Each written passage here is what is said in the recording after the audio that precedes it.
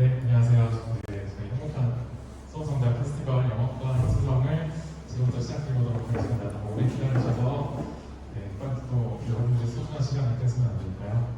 지금부터 시작하도록 하겠습니다. 저는 장원중학교 영어교사 김정훈입니다.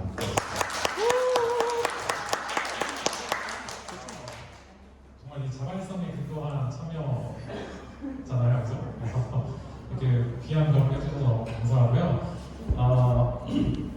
이렇게 뵙게 돼서 너무너무 감사드립니다.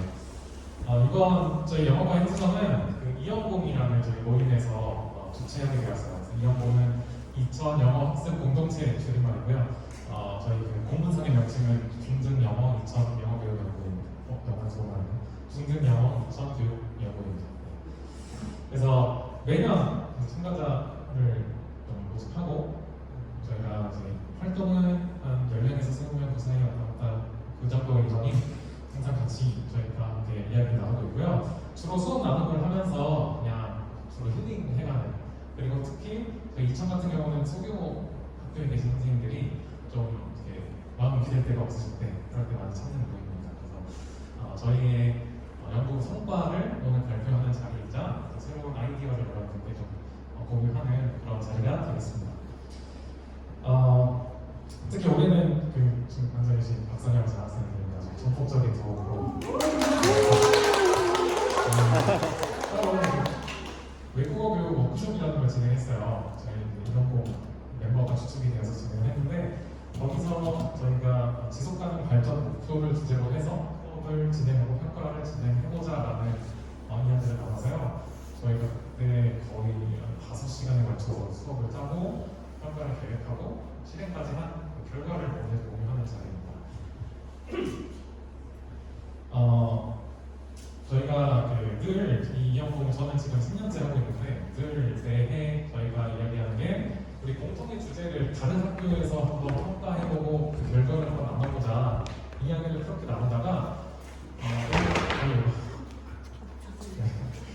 올해 들어서 처음으로 한번 정말로 저희가 뜻을 모아서 이렇게 연구를 하게 되었어요. 그래서 저희의 연구 주제는 이 SDG라는 유엔이 제시한 목표 17가지를 영어 수업에 적용해보자라는 거였고요. 혹시 이 SDG에 대해서 들어보셨을까요? 좀 친숙하죠. 요즘은 많이 제가 약간 갤럭시 워치를 최근에 샀는데 여기에도 17가지 목표를 달성하는 방법 이런 게 있더라고요. 네, 그래서 그냥 아무래도 좀 저희 앞에 보시면 여러분들을 위한 상품이 있는데 그 상품을 그냥 드릴 수는 없으니까 SDG에 관한 짧은 퀴즈를 조금 이따 드릴 거고요. 네, 그거에 앞서서 오늘 컨텐츠를 좀 말씀드리면, 그래서 지속가능 발전 목표에 대한 이야기를 정수현 선생님께서 나눠주실 거고, 그리고 여기 외국어 교육 나눔 성장 2차 워크숍 결과 공유는 이상현 선생님께서 해주실 거고, 세 번째 SG 수업 평가 사례 소개. 첫 번째 사례가 2000 세무고에서 직접 수립하시고 하시고 진행하신 사례 소개를 하고요. 여기서 한번 쉬고 그다음에 이제 네 번째 제가 평가 사례 장원중학교에서 진행했던 수업 공유하고 평가 사례 소개하고, 그 후에 선생님들께 이제 분인별 주제를 하나씩 정해서 실제로 한 차시 정도의 수업을 한번 구상해보시게끔 실습 시간을 마련했어요. 그래서 저희가 계획되어 있는 시간은 9시까지 계획이 되어 있지만 아마 5번에서 시간을 가장 많이 쓰게 될 거예요. 그래서 이게 얼마나 걸리냐에 따라서 아마 마지막 언제 끝날지는 그때 결정이 될 것 같습니다. 그래서 일단 이런 식으로 진행이 되고요. 먼저 첫 번째 이 퀴즈를 한번 드릴게요. 그냥 자신 있게 말씀하시면 돼요. 여러분들 다 영어생이잖아요, 그죠? 네. 한번 지금 자신 있게 나는 상품이 없겠다 손 드시면 돼요. 네, 그럼 지금 조은경 선생님처럼 알고 있습니다. 네, 말씀해 주시면 됩니다. 네, 맞습니다. 조금 이따 나가실게요.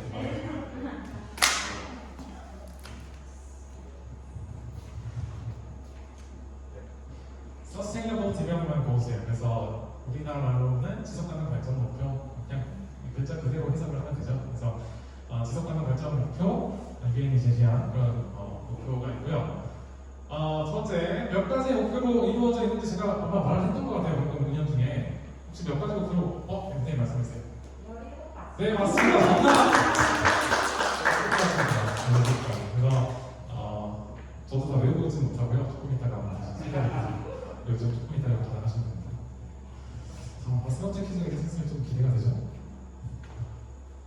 이거를 알고 계시는 분이 있을지 모르겠어요. UMB 축제사회가 몇 년도까지 달성하기로 하면 목표인지 혹시 모르시면 그냥 찍으시면 돼요. 그렇게 먼 미래가 아닙니다.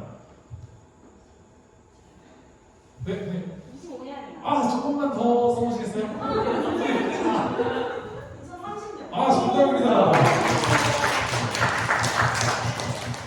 멀지 않은 미래라고 했더니 너무 가까운 미래로 말씀해주셨네요. 2030년까지 UMB 축제사회가 달성하기로 합의한 목표입니다. 그래서 여기까지 제가 인트로를 좀 맡아봤고요. 이제 첫 번째, 지금 보시면 이제 여기 몇 가지 목표가 이렇게 나와 있습니다. 선생님들 해석 안 하시죠? 네, 지금부터는 이제 정수현 선생님께서 마이크를 옆에 맡고 진행해 주시겠습니다. 감사합니다.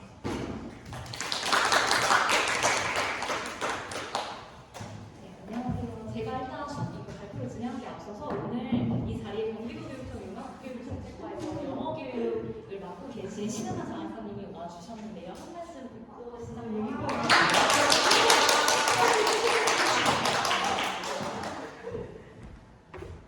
내려갈까요? 네, 큰 박수로 좀 맞이해주세요.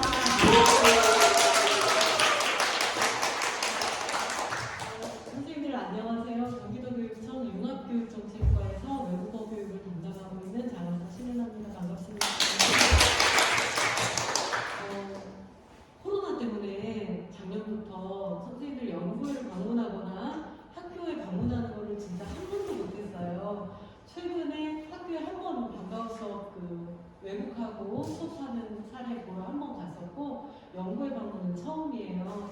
제가 끝까지 9시까지 있을 수 있을지 몰라서 제가 경기도교육청 북부청사에 근무하고 집도 의정부라서 끝까지는 있지 못할 것 같고 그 전에 이제 자리를 떠야 될 것 같아서 지금 시간 주셨으니까 그냥 말씀을 드리자면 외국어 교육을 담당하고 있는데 올해 지역 장학사님들께 지역 연구회가 너무나 소중한 존재인데 지역 장학사님들이 조금 힘을 보태서 연구에 좀 더 많은 선생님들이 활동을 같이 하게 할 수 있도록 도와주시면 어떨까 이렇게 의견을 좀 드렸는데 다른 어떤 지역보다도 이천의 박선영 장학사님이 저한테 가끔 전 초등인데 이렇게 말씀하시는데 진짜 어느 중등 장학사님보다도 영어과 장학사님보다도 너무 열심히 해주신 거예요. 그래서 그동안에 이천 연구회가 활동하실 때마다 저한테 소식도 전해주시고 또 마침 오늘 마지막인가요?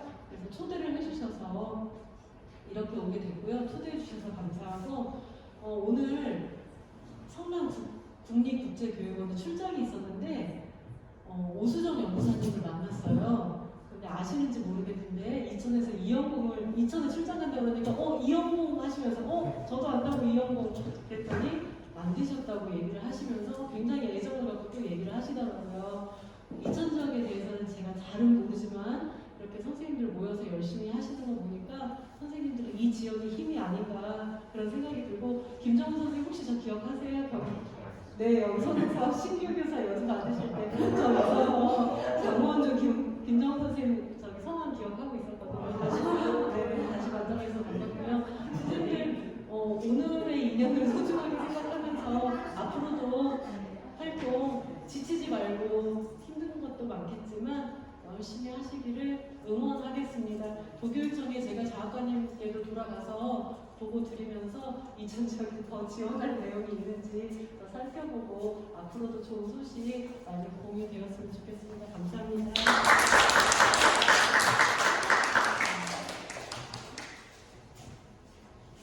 네, 안녕하세요. 저는 모가중학교에서 근무하고 있는 정수연이라고 합니다. 혹시 이 말투를 구사하는 분 알고 계시나요? 정수. 요즘에 인턴 기자라고 SNL에서 유행하는 그런 콘텐츠가 있는데요. 제가 그걸 보면서 남일이 아닌 것 같다는 생각을 했습니다. 제가 이렇게 큰 자리에서 발표하는 게 처음이라서 많이 부족할 것 같은데 너를 양해를 부탁드리도록 하겠습니다. 일단 혹시 오늘 SDG라는 이 말을 처음 들으신 분 있으실까요? 이미 다 알고 계시는 것 같긴 한데 저는 이거를 아름아름 알고만 있었거든요. 그래서 그런 상태로 수업을 하다가 환경 관련된 단원이 나왔을 때 아이들한테 얘들아 이렇게 막 기후변화가 심하고 문제가 많이 발생하고 있잖아. 그래서 안 그래도 유엔에서 이런 SDG라는 고를 설정을 해서 우리가 10년 안에 지구를 좀 더 나은 장소로 만들자 이런 목표를 가지고 있대. SDG라고 들어본 사람 있으세요? 이렇게 딱 했더니 SDG 뭔부터 시작해서 IDG, AONG 뭐 이런 말을 하는 걸 보면서 제가 인식이 참 부족하구나라는 걸 느꼈어요. 근데 며칠 뒤에 갑자기 애들이 뛰어와서 쌤 DG 그거 있잖아요. 그거 방탄소년단이 그걸 말했어요? 막 이렇게 하는 거예요. 유엔에 가서 그 방탄소년단이 직접 연설을 했는데요. 이게 이렇게까지 중요한 거였냐고 아이들이 말을 하더라고요. 이렇게 방탄소년단 정도 돼야 관심을 끌수 있는 그런 주제인데 그렇지만 분명히 지금 저희에게 중요한 주제고 아이들이 배우면 유익할 그런 주제인데 어떻게 쉽고 재밌게 전달을 할 수 있을까 그런 고민을 하던 차에 저희 이영kom의 빛과 힘 같은 조연수 선생님께서 이 책을 소개해 주셨습니다. 이 책은 브리티시 카운슬에서 나온 SDG 관련 책인데요. 저희가 이걸 보면 각 골별로 저희가 수업 상황에 적용할 수 있는 그런 활동들이나 머틀리얼 그리고 소스들이 다 여기 소개되어 있어요. 그래서 저희 이영kom에서는 이번 여름에 이러한 골들을 정해서 학습을 하고 저희가 8월달에 만나서 워크숍을 진행했습니다. 그래서 이렇게 다채롭게 다양한 주제를 다뤘고요. 오늘은 이 자리에서 일부 저희가 가장 쉽고 아이들이 다루기에 재밌을 만한 그런 주제들 4개 뽑아서 여러분들께 소개해 드리려고 합니다. 그래서 지금부터 이걸 소개해 드릴 텐데 이따가 저희 발표가 다 끝난 이후에는 저희가 직접 이 글들을 무작위로 뽑아서 수업을 만들어보는 시간까지 갖게 될 거예요. 그래서 제가 진행하는 이 시간에는 여러분들께서 수업을 만드실 때 아이디어가 될 만한 그런 것들을 뽑아가시면 되겠습니다. 그리고 참고로 아까 김정우 선생님 진행하실 때 맞추셨던 분들 계시잖아요. 3분 정도. 이따가 여기서 가져가시면 되고 아직 기회가 끝나지 않았으니까 필요한 분 받으시면 되겠습니다. 일단 첫 번째 골은 이것입니다. 과연 이 골은 무엇일까요?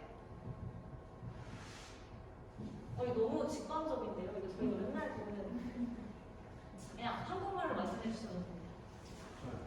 네. 저질의 교육. 저질의 교육? 저질의 교육이요? 조금 한 끗 차이거든요.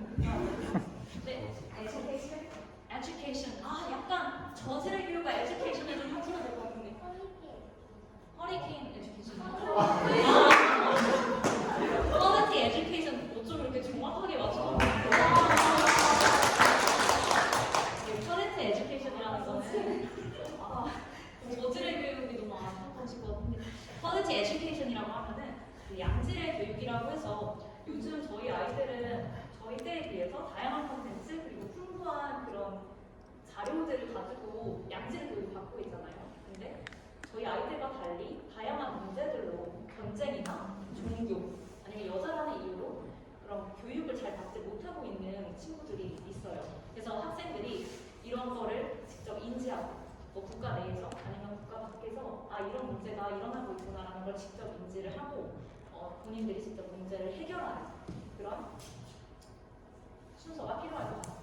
그래서 이 책이 좋은 점이 시작을 할 때 이렇게 인트로 부분에서 왜 이 골을 학생들에게 가르쳐야 되는지 동기부여를 하고 시작을 해요. 그래서 일단 이 부분이 인트로 부분이고요. 그 다음부터 이제 활동이 진행이 되는데요. 첫 번째 활동은 토론을 하는 활동입니다.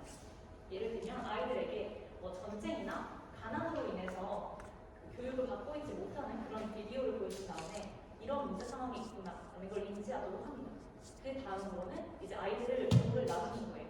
여기는 창의성도, 여기 유효성 도로 나누어서 너희들은 창의적인 그런 솔루션을 생각해봐라. 너희들은 효과적인 솔루션을 생각해봐라. 이렇게 나누어서 본인들이 생각해낸 솔루션으로 우리 솔루션이 더 좋지 않냐 이런 걸로 토론을 하는 활동입니다. 이렇게 하게 되면 아이들이 설득하는 능력도 늘어나게 되고 설득을 할 때 필요한 그런 언어적인 익스프레션 그런 것도 얻을 수 있게 돼서 그런 점이 좋을 것 같습니다. 이게 첫 번째 활동이고요. 두 번째는 통합교육과 관련된 그런 수업입니다. 그래서 장애를 가진 학생들은 아무래도 일상생활을 살아가는 데 있어서도 그런 어려움이 있고 학습을 하는 데 있어서도 어려움이 있는데 이런 것들을 학생들이 직접 그 입장이 돼서 공감하고 직접 그 마음을 표현해보는 활동입니다. 그래서 첫 번째 부분은 일단 교육인데요. 다양한 사진을 보여주는 것입니다.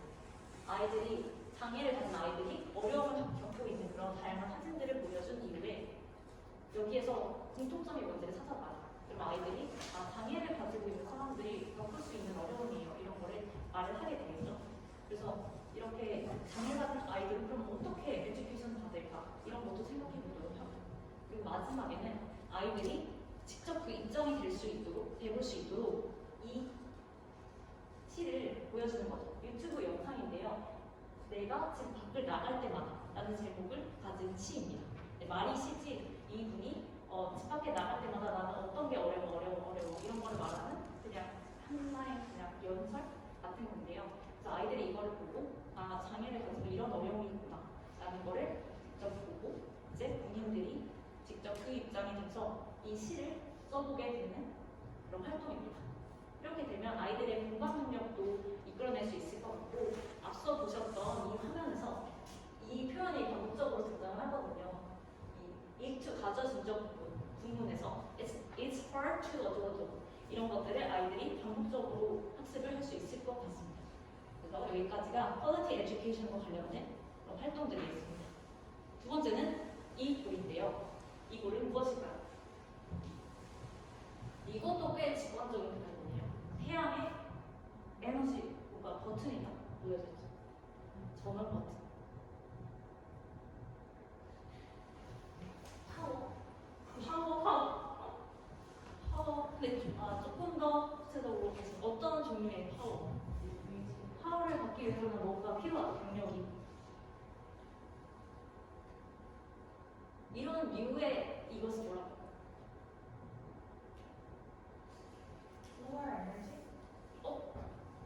가장 근접했습니다. 그런 류의 에너지를 그냥 뭔가 팅팅하는 그런 것들이죠. 네. Renewable energy. 신재생 에너지 그리고 또 Clean energy. 진짜 여기 너무 진짜 키워드가 등장했어요. 클린 에너지. 진짜 클린 에너지. 사실 여기까지 제가 기대를 못했는데 이렇게 경제적이고 클린한 에너지를 저희가 두 번째 골로 뽑아봤는데요. 에너지 문제가 사실 저희가 가장 쉽게 접할 수 있는 문제잖아요. 특히 저희 나라는 이런 문제를 직접 체감은 하지 못하지만 후진국이라던가 그런 발전이 조금 더딘 나라에서는 에너지 자체를 쓰는 것 자체가 어려울 수 있기 때문에 아이들에게 이런 문제를 가진 나라도 있다. 그러면 이런 문제가 너네들한테 발생했을 때 어떻게 이 문제를 해결할 것인지 그 의사결정 과정까지도 아이들이 연습할 수 있게 해야 된다라는 인트로에서 이 활동이 시작되게 됩니다. 그래서 저는 개인적으로 여기 파트 부분에 소개되어 있는 활동들이 참 재밌다고 느꼈던 게 시나리오가 각각이 있더라고요. 첫 번째로는 Make a Town인데요. 마을을 만드는 겁니다. 그래서 제가 이걸 딱 보고 느껴졌던 게 약간 이 동물에서 마을을 구성하는 것처럼 이 주섬주섬 이런 마을을 아이들에게 만들으라고 하고 이 마을 안에는 주민도 있고 주민이 사용할 그런 기관들도 있고 근데 그 기관들을 움직이려면 기관들이 사용할 에너지까지 필요하게 되는 거죠. 근데 문제는 그 에너지를 그 발전소를 마을에 2개를 지어야 하는데 어디에 어느 위치에 2개를 짓는 것이 가장 효율적일까? 이거를 조별로 생각을 해보게 하는 거죠. 그래서 다 분임 시간이 끝난 이후에 아이들이 발표를 하게 해서 뭐가 가장 효과적인지 그걸 어필하게 하는 그런 활동입니다. 이 과정에서 아이들이 에너지가 얼마나 중요한지, 없으면 얼마나 불편할지 이런 거에 대해서 토의를 하고 직접 느낄 수 있는 시간이 될 수 있을 것 같습니다. 그 다음으로는 더 심화된 시나리오입니다. 이 마을에서 잘 살고 있었는데 어느 날 갑자기 전기가 다 나가고 수업 시간에 수업이 다 취소되고 근데 저희는 사실 수업이 취소되면 아이들이 너무 좋아할 것 같은데 이 나라 사람들은 너무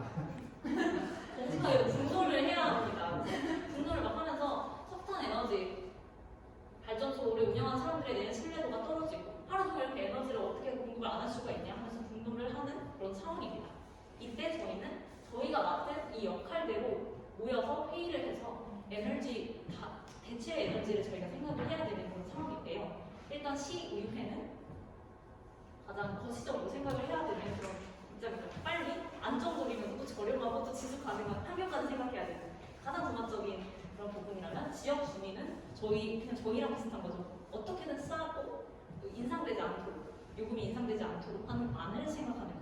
그리고 환경활동가는 환경 측면에서 지속 가능한 그런 거를 생각하는 거. 나머지는 이제 각 발전소에서 우리 원자력이 좋다, 수력이 좋다, 바이오가 더 좋다 이런 거를 서로 어필을 하는 거죠.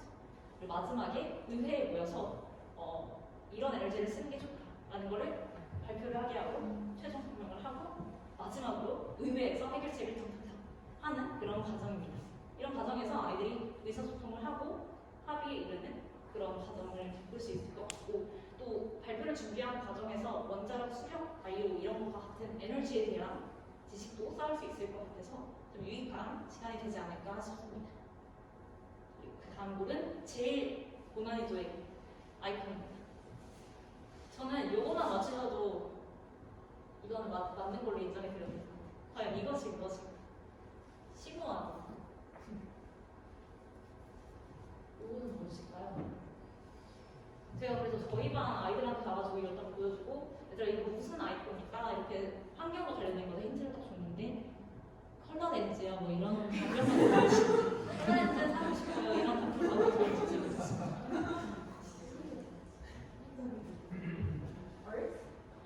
정답 축하드립니다.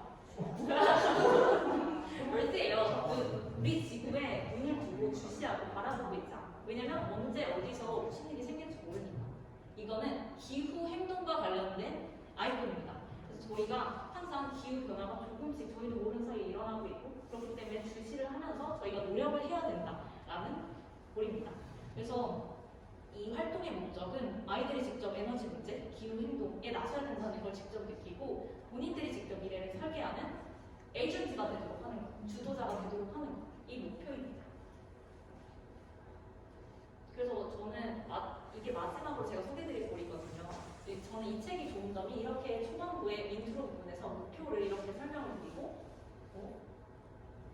목표를 설명드리고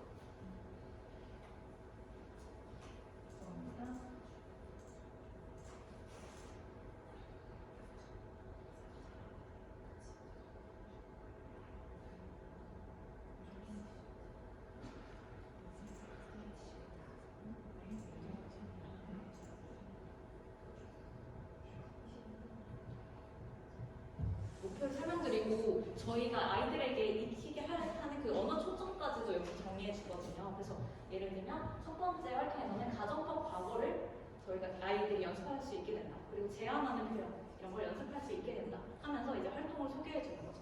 첫 번째는 에너지, 그대는 어디 있는가 이런 활동인데요. 아이들이 직접 일단 첫 번째로 우리 주변에 에너지원이 어디 있는지를 찾게 하고 그 다음에 이런 에너지가 항상 우리 주변에 존재하는데 과연 세계의 에너지는 어떻게 사용되고 있을까를 이렇게 인포그래픽을 사용해서 보게 하는 거죠.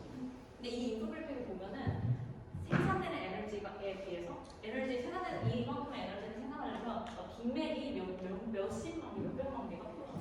이런 걸 보여주면서 생산되는 에너지는 이만큼인데 우리가 쓰는 것도 훨씬 많다. 이런 거 문제를 보여주는 건데요. 과도한 에너지를 사용하게 되면 나중에 어떻게 될까? 이런 것까지 아이들이 생각할 수 있는 그런 시간이 됩니다. 그 다음에는 에너지를 과도하게 쓰면 나중에 언젠가는 에너지가 고갈될 텐데 그거를 막으려면 우리가 어떻게 해야 될까? 평상시에 에너지 낭비를 줄여야 하는데 그를 위해서 우리가 가정 내 아니면 학교에서 에너지가 낭비되는 거를 포착해오자. 그래서 포착하고 그거를 아이들에게 가져오게 합니다. 그러면은 저희가 쓰지 않을 때도 플러그를 뽑아놔요. 이런 말들이 나올 텐데 그걸 활용해서 가정법 표현을 연습을 해보는 거죠. 만약에 우리가 사용하지 않을 때 플러그를 뽑았더라면 좋았을 텐데 너 why don't you? 너 이렇게 하지 그래? You should? 이렇게 해야 돼. 이런 식으로 하면서 가정법이랑 조언하기 표현을 연습할 수 있는 거죠. 이게 첫 번째 활동이고요. 두 번째로는 아이들에게 역할을 부여하는 겁니다. 도시 내에서 이제 교실, 집을 벗어나서 도시 내에서도 에너지 낭비가 이루어지고 있다. 이런 게 환경이랑 에너지 측면에서 안 좋은 점인데 우리는 어떻게 이걸 개선할 수 있을까라는 것을 아이들에게 문제의식을 심어주고 아이들을 세 파트로 나누는 거죠. 너희들은 건축가 엔지니어, 너희들은 환경운동가, 그리고 나머지는 시민.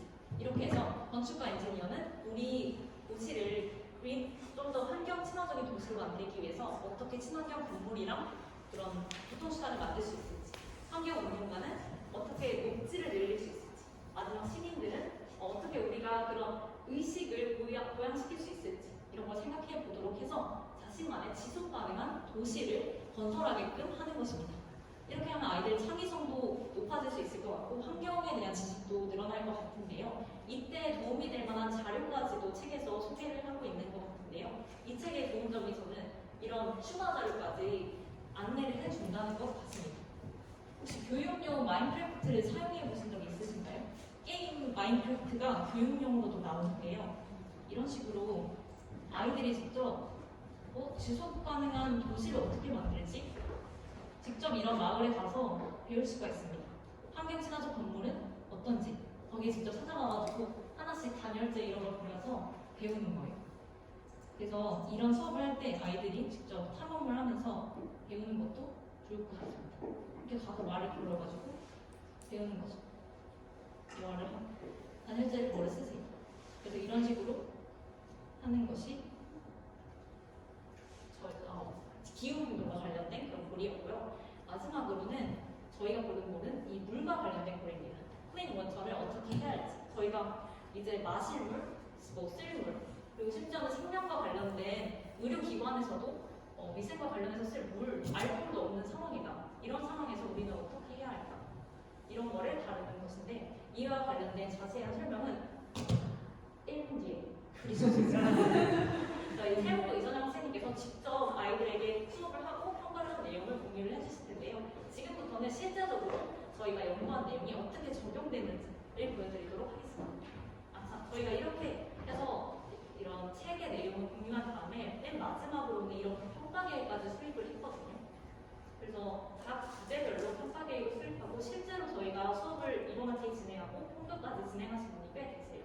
그래서 지금부터는 중학교는 김정우 선생님이, 고등학교는 이선영 선생님께서 실제로 수업에 적용하신 사례를 소개해드리도록 하겠습니다. 우선 이제 세무부 이선영 선생님께서 소개를 해드리도록 하겠습니다.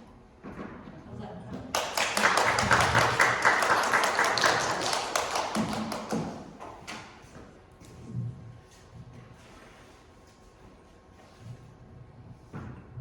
네, 안녕하세요. 인천 세무고등학교 교사 이선영이라고 합니다. 반갑습니다. 목소리가 너무 크죠? 제가 좀 목소리가 커서 너무 부담스러우신 분들은 뒤에서 꼭 사인을 보내주시기 바랍니다. 목소리 크기를 조금 줄이도록 하겠습니다. 오늘도 저희 반 학생들이 저한테 군대 가라고 하더라고요. 목소리가 크다고. 네, 다 맨날 들어요. 오늘 신발도 조금 군대 신발 같지 않나요? 네. 그래서 이 중에서 제가 6평가 계획을 수립을 했어요. 그래서 제가 직접 실시한 Clean Water and Sanitation 이 주제로 한 수업을 제가 소개를 해드리려고 합니다. 근데 일단 저희 학교는 인천 세무고등학교라고 저 멀리 시골 설성면에 있는 학교예요. 그리고 저희 학교는 특성화 고등학교라서 아이들의 영어 기초학력 수준이 좀 떨어지는 아이들이 대다수입니다. 그래서 좀 그런 부분을 좀 감안을 하시고 굉장히 보잘것없는 수업이지만 그냥 쟤는 저런 수업을 했구나 이 정도로 가볍게 들어주시면 감사하겠습니다. 일단 저는 Clean Water and Sanitation 이라는 주제였는데 water 쪽에 조금 더 초점을 두어서 진행을 하였어요. 그래서 일단 첫 번째로 물 발자국의 개념을 알아보고 그 다음에 직접 나의 물 발자국을 측정하는 수업을 했었고요. 그 다음에 뉴스기사 형식을 분석하는 수업을 진행하고 궁극적으로 여기서 측정한 나의 물 발자국을 바탕으로 이거에 대한 뉴스기사를 작성하는 것을 시행평가로 진행을 해봤습니다. 그리고 마지막으로는 제가 이 수업을 해봤더니 좀 이런 부분은 유의를 해야겠더라 아니면 이런 부분은 잘 배웠더라 하는 부분을 소개를 드리도록 하겠습니다. 일단 첫 번째로 저는 이 수업을 가장 먼저 물 발자국의 개념 알아보기 수업으로 시작을 하였습니다. 저는 이제 이번 학기에 QR코드를 좀 많이 썼는데 제가 아이들한테 이 QR코드를 보여주면은 애들이 직접 QR코드를 이렇게 찍어서 이 기사로 접속하도록 이렇게 했어요. 참고로 저희 학교는 휴대폰이 자율입니다. 그래서 아이들이 일단 책 말고 휴대폰이면 너무 좋아요. 그래서 일단 휴대폰을 쓸 수 있게 QR코드를 제가 보여주었고요. 이 사이트에 접속을 하면은 물 발자국의 개념에 대해서 소개를 해줍니다. 근데 제가 일단 이거는 들어가지는 않고 뒤에서 요약해서 말씀을 드릴게요. 물 발자국은 일상생활의 제품과 서비스를 생산하는 데 필요한 물의 총량을 물 발자국이라고 합니다. 즉 저희가 뭔가를 쓰거나 사기만 해도 물을 사용한다는 뜻이죠. 그래서 이 기사에는 이 다음의 내용이 나오거든요. 오늘 커피 드셨나요? 커피를 한 잔을 만들기 위해서는 물 200리터가 필요하다고 합니다. 그리고 소고기 1kg을 만들려면 물 15,000리터가 필요하고요. 오늘 혹시 커피랑 초콜릿 같이 드셨나요? 초콜릿 만들려면 물 3,500리터가 든다고 합니다. 아, 그리고 제가 이거 진짜 사랑하는데 맥도날드의 쿼터 파운더 치즈버거 이거 하나 만들려면은 우리가 샤워를 30번 할 수 있는 물 약 2,400리터의 물이 들어간다는 사실, 이런 이 물 발자국에 대한 개념들을 앞서 그 기사에서 소개를 해주고 있어요. 그래서 저는 일단 이 기사를 아이들한테 읽게 해주었습니다.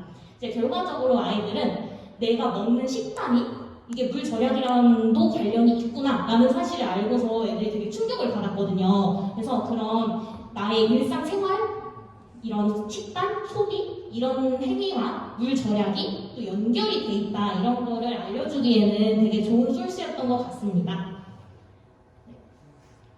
그리고 다음으로는 이 물 발자국의 개념을 애들이 학습을 한 다음에 나의 물 발자국을 직접 측정하는 수업을 했었습니다.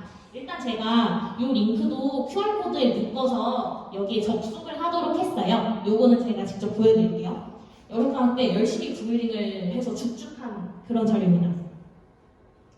짠, 여기 이렇게 들어가시면, 그리고 저는 이제 QR코드를 네이버에서 만들기도 하는데 귀찮으면 여기에 QR코드를 누르면 이 귀여운 공룡 QR코드를 보여주거든요. 그러면 왜 안 떠? 하여튼 여기 이 귀여운 공룡 QR코드를 다운받으면 여기 다운이 돼요. 그래서 이거를 보여주고 애들한테 야 카메라 켜! 자 여기 이거 들어가! 하면은 자동으로 떠요. 그래서 저는 이거를 좀 자주 활용을 하고 있습니다. 그래서 여기 이제 들어가시면은 Find your footprint 여기를 누르시면 이제 질문이 시작됩니다. 너희 집에 몇 명 사니? 1명. 너 샤워 시간 얼마나 되니? 이런 거부터 시작을 해서 고를 수가 있게 나옵니다. 너 저수류 샤워 꼭 샤워해드니? 없습니다. 이렇게 만약에 너 목욕하면 일주일에 몇 번이나 하니? 이런 물 사용 습관과 관련된 질문들의 대답만 하면은 알아서 물 사용량을 얘가 계산을 해줍니다. 잠시만요. 그래서 이렇게 이 질문들의 대답만 하면은 내가 실내에서 물을 얼마나 사용하는지, 실외에서 물을 얼마나 사용하는지, 그리고 virtual water, 내가 어떤 음식을 먹거나 아니면은 물건을 사고로써 얼마나의 물을 소비하는지가 여기에 자동으로 다 뜨게 됩니다. 그래서 이 모든 과정을 다 거치잖아요. 그러면 내가 물을 얼마나 쓰는지가 나와요, 하루에. 그리고 이거를 미국 평균과 비교를 해줍니다. 그래서 이 계산된 결과를 학습지에 직접 작성을 하도록 하였습니다. 여기 이 화면에서 스크롤을 밑으로 내리시면요, 요런 화면이 뜨거든요. 여기 직접 보시면은 샤워, 목욕, 아니면 세면대, 변기, 싱크대, 설거지할 때, 빨래할 때 요 분야별로 내가 물을 얼마나 쓰는지를 여기서 제시를 해줍니다. 왼쪽이 내가 하루에 평균 이 분야들에 사용하는 물의 총량이고요. 오른쪽은 미국의 평균입니다. 그래서 이 결과가 나왔으면 이거를 이 학습지에 작성을 하겠습니다. 그래서 일단 여기 보시면은 이게 미국 사이트잖아요. 그래서 갤런으로 나와 있어요. 그래서 갤런으로 나와 있기 때문에 일단 얘들아 왼쪽을 먼저 채워 라고 해서 왼쪽을 먼저 채우게 합니다. 근데 저희 아이들은 일단 추측력이 떨어지기 때문에 갤런이 어느 정도인지를 몰라요. 그래서 제가 오른쪽에 리터로 환산하는 요 칸을 조금 만들어 놨습니다. 아이들이 얼마나 좀 많은 물을 사용하는지 직접 체감을 할 수 있게 하기 위해서요. 그래서 이렇게 실내 물 사용량, 실외 물 사용량, 그리고 내가 어떤 제품을 쓰거나 소비하면 물을 얼마나 쓰는지 이런 거에 대해서도 나의 물 사용량을 알 수 있게 이렇게 학습지를 구성을 해보았습니다. 그래서 이렇게 물 발자국 계산을 다 했으면 내가 물 사용을 어디서 제일 많이 하는지를 객관적으로 수치로 파악을 할 수가 있어요. 그래서 그 물 사용이 많은 분야에서 이 물 발자국을 어떻게 줄일 수 있는지 이거에 대한 방안을 작성을 해보도록 하겠습니다.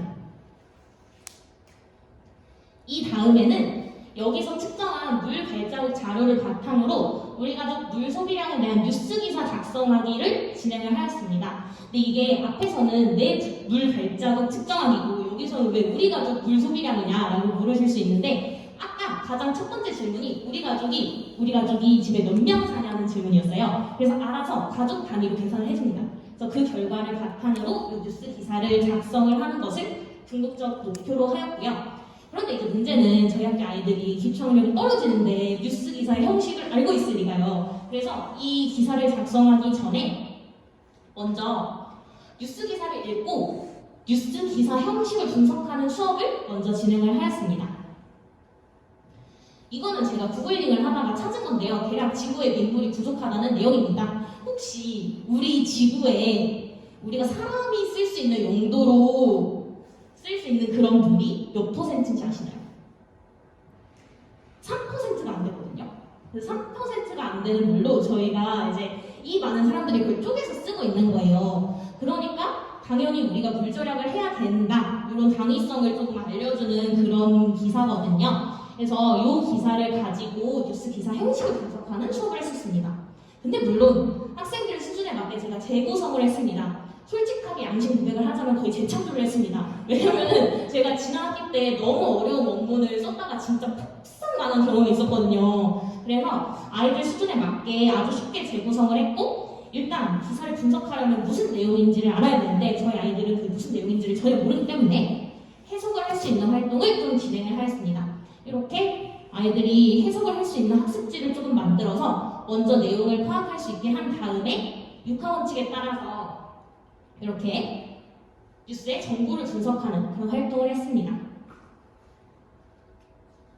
이 다음에 뉴스 기사의 형식을 배웠으면 지난번에 계산을 한 나의 물발자국 자료를 바탕으로 뉴스 기사를 본격적으로 작성을 하는 수행평가를 했습니다. 저는 이거를 직접 수행평가로 진행을 하였습니다. 일단 이게 제가 실제로 썼던 수행평가 학습지예요. 근데 보시면은 일단 먼저 한국어로 작성을 하도록 시켰습니다. 근데 좀 물어보시는 분들이 많이 있으실 것 같아요. 영어 시간인데 왜 한국어로 쓰냐? 라고 하시는 분들이 있을 것 같아서 좀 저희 학교의 상황을 좀 설명드려야 될 것 같아요. 일단 한국어로 초안을 작성을 하도록 한 이유가 있어요. 정말 대다수의 학생이 영어 기초학력이 부족합니다. 그래서 번역기가 없으면 거의 진짜 영어로 글을 쓸 수 있는 수준이 안 되기 때문에 일단 저는 한국어로 초안을 작성을 하게 하였고요. 일단 2번이 팩트입니다. 한국어랑 영어를 불문하고 글을 잘 못 써요. 그래서 서론, 본론, 결론 아니면 주제문 이런 서포팅 센텐스 이런 거를 갖춰서 글을 쓸 수 있는 능력이 애들이 전혀 없기 때문에 그래 너희는 영어가 문제가 아니라 한국어로 논리적 글쓰기 기초를 먼저 다지자 라고 해서 제가 일단 한국어로 초안을 먼저 작성을 할 수 있게 하였습니다. 그래서 이렇게 나의 실내 물 사용량, 실외 물 사용량 아니면 virtual water 사용량 그때 계산했던 그 자료 있잖아요. 그걸 바탕으로 이렇게 한국어로 먼저 초안을 작성하도록 지도를 하였습니다. 근데 그렇잖아요. 얘들아 한국어로 써봐 라고 하면 아이들은 이렇게 씁니다. 우리 가족의 물 소비량은 적다. 많이 안 쓴다. 100% 이렇게 쓰잖아요. 진짜 한치의 거짓도 없는 시간입니다. 여기 실제로 쓴 걸 제가 가지고 온 거예요. 그래서 저는 이제 이렇게 쓰는 거를 조금 방지를 하기 위해서 좀 어떤 내용을 써야 되는지 한국어 초안을 쓸 때 가이드라인을 조금 제시를 해줬어요. 그냥 내용을 다 주는 거잖아요. 선생님들이 보시기에는. 근데 놀랍게도 아이들이 이런 걸 못 쓰기 때문에 제가 일단 그래 창조의 어머니는 모방이다 라고 하면서 일단 이걸 따라서 써봐라 라고 했거든요. 자 얘들아 봐봐. 중심 내용부터 쓰는 거야. 자 너네 계산 결과를 봤을 때 우리 가족의 물 소비량은 미국 평균에 비교해서 높니 낮니? 그리고 그리고 실내, 실외, virtual water 이 세 가지 분야 중에서 어디서 제일 많이 쓰니? 이거에 대한 내용을 담아! 라고 해서 아예 이렇게 가이드라인을 줬고요. 이 가이드라인을 바탕으로 한국어 초안을 작성을 하도록 하였습니다. 실제 수업에서 썼던 거라서 좀 글씨체가 너무 좀 이상해요. 좀 양해 부탁드리겠습니다. 그래서 보시면은 아이들이 이 첫 줄은 토픽 센텐스다. 두 번째부터는 이제 서포팅 센텐스다. 이런 개념을 전혀 몰라요. 그래서 이런 개념을 제가 조금 심어주고자 한국어로 초안을 먼저 작성을 해 볼 수 있게 하였습니다. 이렇게 이 한국어 초안에는 실내 물 사용량, 실외 물 사용량, 그리고 virtual water 사용량, 마지막으로 우리 가족의 물 절약 습관에 대해서 조금 써보고 결국 우리가 물 소비량을 줄이기 위한 방안은 무엇인지에 대해서 조금 생각을 해볼 수 있게 하였습니다. 그래서 이제 한국어 초안을 다 썼잖아요. 그러면 그 쓴 초안을 바탕으로 영어로 번역하는 과정을 좀 거쳤습니다. 근데 여기에 보시면 알 수 있듯이 번역기 사용 가능이라고 제가 써놨어요. 일단 제가 말씀을 드렸듯이 정말 대다수의 아이들이 영어 독창력이 너무 부족하고 어차피 번역기를 쓸 거면 제대로 쓰는 법을 알려주자 싶어가지고 저는 번역기 사용 수업을 진행을 하였습니다. 네, 이거 영어교사 공유나라에서 주는 거예요. 제가 직접 만든 건 아니고요. 번역기를 활용하는 방법인데 아이들이 보통 얘들아 번역기에 넣어서 해봐 라고 하면은 진짜 뭐 서론 본론 결론도 없고 토픽 센텐스도 없고 그냥 구구절절 의식의 흐름으로 쓴 정말 이상한 글을 그냥 번역기에 한 번에 와다와다 집어넣잖아요. 그래서 그렇게 하지 않도록 한국어 문장을 한 개씩 번역을 해라. 그리고 한국어 문장을 잘 써야 된다. 그걸 잘 써야 니네가 번역기를 잘 쓸 수 있다라고 하면서 한국어 문장에 주어를 꼭 넣어서 번역을 해라. 이런 식으로 정말 하나하나 알려줬어요. 이런 식으로 번역기 활용 수업을 진행한 다음에 영어로 이제 번역을 다 했잖아요, 애들이. 영어로 이제 번역한 그 글을 친구랑 교환해서 읽게 했습니다. 교환해서 읽게 한 다음에 내 글에 대한 코멘트를 조금 받을 수 있도록 했어요. 이 결과를 몇 개 가져왔는데요. 생각보다 아이들의 peer 피드백이 정확하더라고요. 저랑 보는 내용이 똑같더라고요. 그래서 여기 보시면은 이 빨간 글씨는 제 피드백이거든요. 그래서 문단 사이에 이어주는 말이 있으면 좋겠다. 아니면은 각 문단을 시작할 때 문단의 내용을 한 번에 전달할 수 있는 문장을 쓰면 좋을 것 같다. 이런 식으로 생각보다 애들이 보는 눈이 정확하더라고요. 그래서 이런 거를 진행을 했었고요. 아니면 이렇게 이 엄청난 느낌표는 다 제가 쓴 겁니다. 그래서 여기 사용량을 하나하나 언급하며 이야기해서 많은 정보를 알게 된다. 미국의 실내 평균 수치를 적어 비교하는 점이 좋았다. 이런 식으로 생각보다 애들이 개척했어요. 물론 이런 아이들은 영어 실력이 좀 되는 아이들입니다. 그래서 그렇게 진행을 하였고, 근데 제가 이 수업을 진행을 하고 간과한 점이 있었어요. peer 피드백을 줄 때도 가이드라인을 제시를 해야 됐었다는 점입니다. 왜냐면 애들이 이렇게 쓰거든요. 완벽하다. 전체적으로 다 좋았다.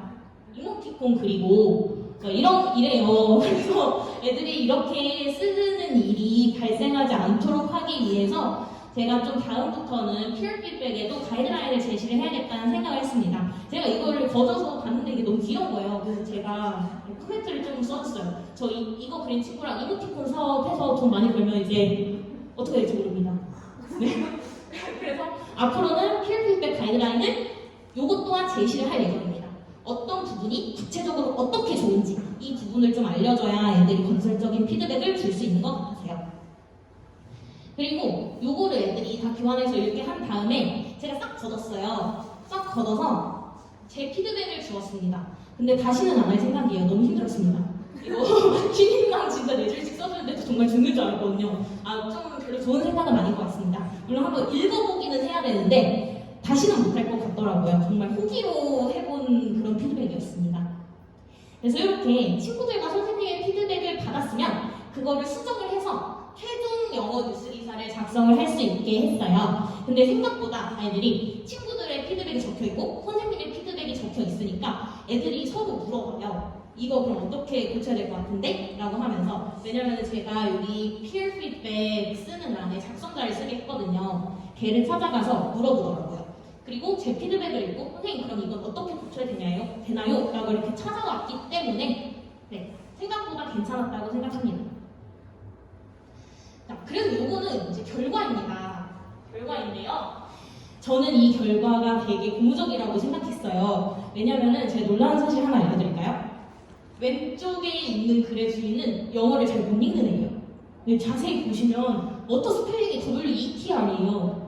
근데 워터의 스펠링도 모르는 애예요. 근데 이런 아이들이 포기하지 않고 이런 긴 글을 썼다는 게 저는 되게 고무적이라고 생각을 했습니다. 사실 이제 제가 기표학력이 많이 부족한 학교에 있다 보니까 이런 수업을 보신 분들은 좀 되게 의문을 가지실 수도 있잖아요. 애들이 워터 스펠링도 모르는데 이걸 하는 게 도대체 무슨 의미가 있냐 이렇게 생각을 하실 수도 있는데 저는 일단 아이들한테 내가 이 긴 글 한 편을 완성했다는 성취감을 조금 주고 싶었습니다. 원래는 이제 제가 올해 3년 차인데요. 신규 때부터 한 2년 동안 이 학교에서 원래 진행이 되어 오던 대로 암기평가로 쓰기를 진행을 했어요. 근데 그렇게 하면은 아이들이 조금만 어려우면 다 하겠지. 그래서 저는 이제 애들한테 사정하러 다니고 얘들아 제발 한국어로라도 쓰면 내가 1점을 줄게. 제발 써라. 막 이러면서 국어를 하고 다녔는데 이제 그런 일이 조금은 이제 줄어든 거예요. 원래 백지 답안을 제출하던 아이들도 자기가 이렇게 한국어 초안을 쓸 수 있게 조금 가이드라인을 주고 번역기를 어떻게 쓰는지 그 방법을 알려주니까 생각보다 자기가 이제 긴 글을 포기하지 않고 쓰는 거예요. 그래서 저는 일단 아이들이 뭔가 이렇게 만들어냈다는 것 자체에 칭찬을 굉장히 많이 해줬습니다. 그래서 제가 이 수업을 해보니 일단 좀 주의할 점이 있더라고요. 첫 번째 게 제일 중요하더라고요. 아까 제가 말씀을 드린 그 물 발자국 계산하는 그 사이트 있잖아요. 거기서 입력을 좀 잘해야 되더라고요. 이게 그 뉴스 기사 쓰기가 결국 수행평가잖아요. 근데 뉴스 기사라는 거는 결국 정확한 팩트를 가지고 해야 되는 건데 여기 이제 계산 단계에서 이게 계산이 잘못돼 버리면은 이 기사 자체가 아예 이상해져 버리는 거죠. 그래서 그거 입력을 할 때 좀 정확히 입력할 필요성을 느꼈습니다. 그리고 제가 아까 느꼈던 것처럼 글쓰기를 할 때 그리고 피어 피드백을 할 때 적절한 가이드라인이 조금 없으면 아이들이 진짜 좋다, 다 괜찮다, 완벽하다 뭐 이런 것만 쓰기 때문에 적절한 가이드라인이 필요하다고 느꼈고요. 이 부분도 굉장히 중요하다고 느꼈습니다. 번역기를 사용을 할 수 있게 해줬지만 이제 그 번역 결과를 가지고 단순 베껴쓰기가 되지 않도록 좀 주의를 해야 된다는 생각이 들었어요. 그래서 저는 일단 아이들한테 번역기를 사용을 한 다음에 영어를 한번 읽어보라고 했습니다. 근데 영어를 읽을 줄 아는, 그래도 어느 정도 할 줄 아는 친구들이 있는데 그게 안 되는 친구들이 많잖아요. 그러면 제가 역번역을 시키겠어요. 역번역을 하겠어요. 그러니까 한국어를 넣어서 영어로 나왔는데 이 영어를 모르겠다. 그러면 거기 이거 언어 바꾸는 거 있잖아요. 그거를 다시 넣으면은 이 영어가 다시 한국어로 번역이 되는데 그럼 그 한국어 문장을 읽어보면 뭔가 이상하잖아요. 그래서 거기서 이상한 점을 찾아서 번역기에 그 한국어 부분을 고쳐서 다시 넣어봐요. 이렇게 진행을 하였습니다. 그래서 제가 계속 말씀을 드리지만 이제 약간 영어 기초학력이 너무 부족하면 이 수업 진행 자체가 좀 어렵다고 느꼈습니다. 아까 요거 물 발자국 계산을 하는 그 사이트 있잖아요. 그게 사실 구글로 들어가면 번역을 해주지만 이제 아이들이 그 번역 툴은 잘 안 와닿잖아요. 그래서 제가 그 질문을 하나하나 캡처해서 PPT를 다 만들었어요. 애들이 이제 너무 모르니까. 그래서 일단 수업 진행이 어렵다는 게 제가 어려워요. 제가 어려워요. 근데 이제 이 수업의 장점이 저는 한 4가지 정도라고 생각을 했습니다. 일단 내 물 사용량을 좀 객관적인 수치로 애들이 받아들일 수가 있어요. 사실 애들이 너의 물 사용에 대해서 글을 써보려고 하면 적게 쓰는 것 같다 이렇게 하잖아요. 근데 이제 그렇게 할 필요 없이 나의 물 소비 습관 같은 걸 선택만 하면은 알아서 얘가 계산을 해주니까 객관적으로 내 물 사용량이 평균보다 높냐 낮냐를 이렇게 객관적으로 인식이 가능하다는 점이 좀 장점으로 느껴졌습니다. 그리고 두 번째로는 이 글쓰기 수행평가 자체가 이 물 부족에 대해서 조금 인식을 하고 글을 쓰는 과정에서 실생활에서 어떻게 물을 절약할 수 있느냐 요거에 대해서 이제 소스를 던져주기 때문에 이 방안에 대해서 생각할 수 있다는 점이 굉장히 좋다고 생각했습니다. 그리고 세 번째로는 피어 피드백이 생각보다 정확하다는 걸 저는 느꼈어요. 이번 학기에 생각보다 저랑 이제 주는 피드백이 똑같더라고요. 저는 완전 진짜 의미가 없을 거라고 생각해서 그냥 도전해보자라고 해서 해본 건데 생각보다 정확해서 좀 다음 학기부터는 제대로 된 가이드라인을 갖춰서 진행을 해야겠다고 생각했습니다. 그리고 마지막으로 제가 계속 말씀드렸듯이 저는 이 성취감이라는 부분이 일단 저희 학교에서 제일 중요한 포인트였다고 생각합니다.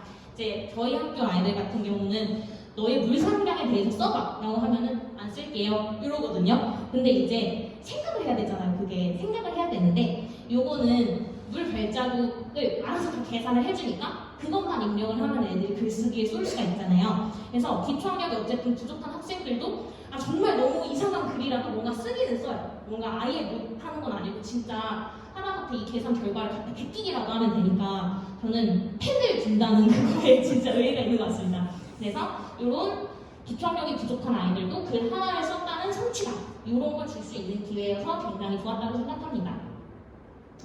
여기까지가 이제 저의 수업 소개였습니다. 그래서 정말 진짜 보잘것없는 수업인데요. 그냥 보시고 이제 뭐 아이디어를 몇 개 좀 얻어가셨으면 좋겠고 지금부터 조금 한 10분 정도 쉬었다가 진행을 할 생각입니다. 그래서 6시 10분에 저희가 다시 네, 저희가 지금 이제 쉬는 시간을 가질 건데 그 박사님을 비롯해서 혹시 끝까지 못 계시는 분들이 계실까봐 그래서 이제 만난 것도 인연이고 또 기록도 남겨야 하니까 지금 사진 한 장만 찍고 그리고 최대한 확인한 표정으로 사진 하나 찍고요. 그다음에 쉬는 시간 가지도록 하겠습니다. 감사합니다.